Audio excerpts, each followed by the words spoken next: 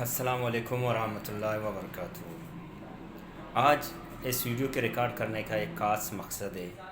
وہ مقصد یہ ہے کہ آپ دیکھ رہے ہیں اکثر بچے اسکول میں پڑھ رہے ہیں لیکن تعلیم کا معیار وہ نہیں ہے۔ اصل وجہ کیا ہے؟ یہ نہیں ہے کہ ٹیچر نہیں پڑھا رہے ہیں یا ہمارا تعلیمی کورس اتنا اچھا نہیں ہے۔ اصل مقصد یہ ہے کہ بچے گھر میں پڑھتے نہیں ہیں۔ گھر میں جو سیلف اسٹڈی کا رواج ہے وہ انتہائی ختم ہو چکا ہے، اور اکثر لوگ صرف ٹیچر پہ ڈیپینڈنٹ ہے کہ ٹیچر ہمیں پڑھائے۔ اس طرح ہو ہی نہیں سکتا کہ بچہ گھر میں نہ پڑھے اور صرف اسکول میں پڑھنے سے وہ کیا کرے، علم گین کرے۔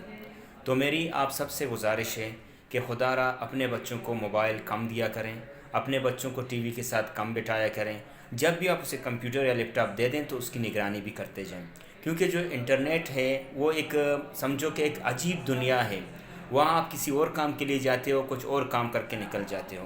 اس لیے میرے بھائیوں، میرے دوستوں، اپنے بچوں کی نگرانی کریں، انہیں گھر میں بٹھائیں تاکہ وہ مزید پڑھیں۔ جتنا ٹیچر نے اس کو پڑھایا ہے وہ کیا کریں، گھر میں اس کی مزید سیلف اسٹڈی کریں۔ اس سے جا کے وہ کچھ گین کر سکتے ہیں۔ اگر یہ نہ کریں گے تو آپ یقین مانیں، آپ ان کو آکسفرڈ، کیمبرج یا دنیا کے بڑے بڑے یونیورسٹیز اور کالج میں بٹھائیں، وہ کچھ بھی نہیں سیکھیں گے، کیونکہ ٹیچر آپ کو جو دیتا ہے وہ صرف 20% ہوتا ہے۔ اس 20% کو 80% مزید بڑھانا، 100 پورا کرنا، وہ اسٹوڈنٹ کا سیلف اسٹڈی ہے، اس لیے اسٹوڈنٹ کا ذاتی کام ہے۔